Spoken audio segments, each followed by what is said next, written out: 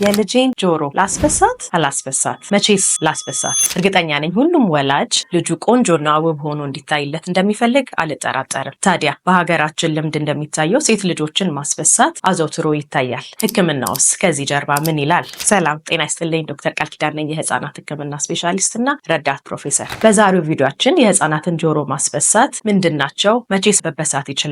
ሕክምናውስ ከዚህ ጀርባ ምን ይላል የሚለውን እንመለከታለን። የአሜሪካን የህፃናት ሕክምና ማህበር ባወጣቸው ምክረ ሀሳቦች ወይም ሪኮሜንዴሽኖች ልንከተላቸው የተገቡ የተለያዩ መርሆች እንዳሉ ያስታውቃል። ከነዚህም መካከል የመጀመሪያውና አንደኛው ህፃናትን ጆሮ ስናስበሳ ትክክለኛና ንጹህ መሆኑን ማረጋገጥ ይኖርብናል። ሴፍ ኤንድ ደግሞ ስቴራይል መሆኑን ማረጋገጥ ይኖርብናል። ይህንን ስንል የመጀመሪያው ነገር ህፃናትን ጆሮ በምናስበሳበት ጊዜ የመጀመሪያው የምናስበሳበት ቦታ ንጹህ መሆኑን፣ እንደዚሁም ትክክል መሆኑን፣ እንደዚሁም ደግሞ ከመበዛታቸው በፊት ሊበሱ የሚጠቀሙባቸው መሳሪያዎች ስቴራይል መሆናቸውን ማረጋገጥ ይኖርብናል። ከዚህም ቀደም ብለን የሚበሱት ባለሙያዎች ደግሞ በሙያው ልምድ ያላቸው እንደዚሁም ደግሞ በሚጠቀሙበት ጊዜ የሚጠቀሙት መሳሪያ የሚያደርጓቸው ማንኛውም ክንውኖች ለምሳሌ ጓንትን ማድረግ፣ ንጽህናው የተጠበቀ መሳሪያዎችን መጠበቅ ይኖርባቸዋል። ሁለተኛው ነገር ህፃናት ጆሮአቸው በሚበሳ ጊዜ የምንጠቀመው የጆሮ ጌጥ ወይም ደግሞ የብረት ከአለርጂክ የጸዳ ቢሆን ይመከራል።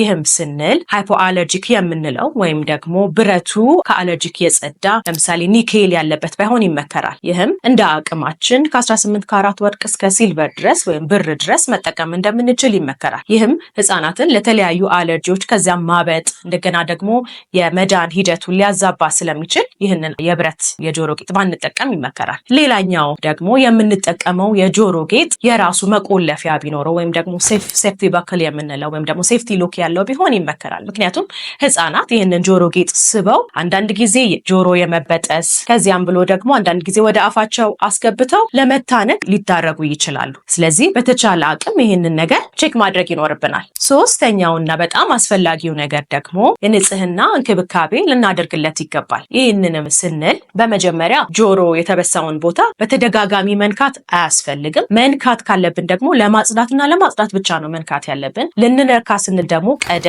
ብለን እጃችንን በሳሙና መታጠብ ከዚያም በኋላ ደግሞ እጃችንን ማድረቅ ይኖርብናል። ጆሮ ከተበሳ በኋላ የተለያዩ ጥናቶች እንደሚያመለክቱ ቢቻል በቀን 2 ጊዜ ከተገኘ ሳላይን ሶሉሽን ካልሆነ ደግሞ በንጹህ ጥጥና ጨርቅ ማጽዳት ይኖርብናል። በተቻለን አቅም ሽታ ያላቸው ነገሮች፣ ቅባቶች እንደዚሁም ሳሙና የሂሊንግ ፕሮሰሱን ሊያዘገዩ ስለሚችሉና ቆዳውን ደረቅ ሊያደርጉ ስለሚችሉ እነዚህ ብዙ አይመከሩ። ከዚያ በተጨማሪ የተለያዩ ቅባቶችንም መቀባት ብዙም አይመከርም። ከዚያም በተጨማሪ የበሱን የተለያዩ ቦታዎች እንደሚያሳዩን ያንን ቦታ እንቅስቃሴ ማድረግ በዚያው ሆኖ እንዳይደርቅ ደግሞ መከላከል ይገባናል። አራተኛ እንግዲህ ጆሮ ከተበሳ በኋላ በቦታው መቀመጥ ይኖርበታል። ያም ቢያንስ ከ6 እስከ 8 ሳምንት በዚያ ቦታ ጆሮ ጌጡ ሳይቀየር መቀመጥ ይኖርበታል። ይህም የሚሆነው ያው ህፃናት ላይ የምናየው የጆሮ መበሻ ቦታ ኢርሎብ የምንላት ቦታ ስትሆን እቺ ቦታ በራሷ ሂደት እቺ ቀዳዳ የምትደፍነው ወራትን እስከ 6 ወርም ጊዜ ሊፈጅ ይችላል። ነገር ግን በጣም ወሳኝ የሚባለው የሂሊንግ ፕሮሰስ በመጀመሪያዎቹ 6 ሳምንታት ስለሆነ በዚያ ቦታ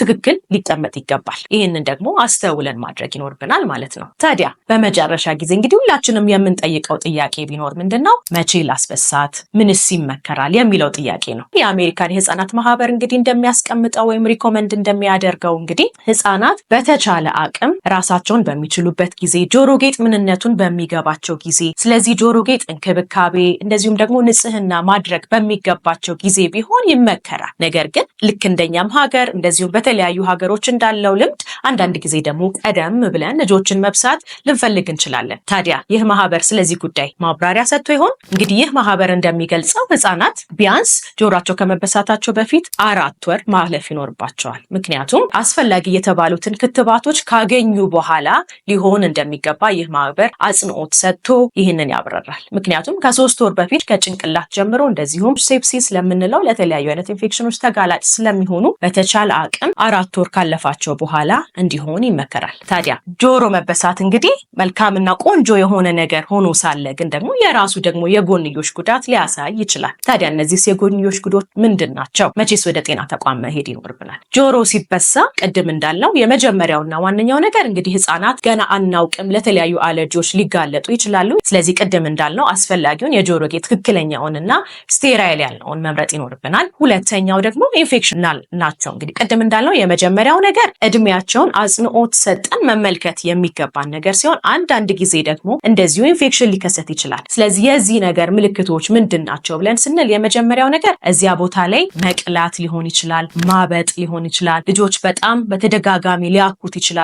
ከዚያም ብሎ ደግሞ አልፎ ሲሄድ ደግሞ አንዳንድ ጊዜ መግል ሊቋጥር ይችላል። ስለዚህ በእነዚህ ጊዜ በተቻለ አቅም በአጣዳፊ ወደ ጤና ተቋም ሄደን ማሳየት ይኖርብናል። ቀጣይ ያለው የጎንዮሽ ጉዳት ደግሞ አንዳንድ ጊዜ ህፃናት በሚጫወቱበት ጊዜ እንደየእድገታቸው እነዚህ ነገሮች ሊያስተውሉ ስለሚችሉ ሊስቡት ይችላሉ።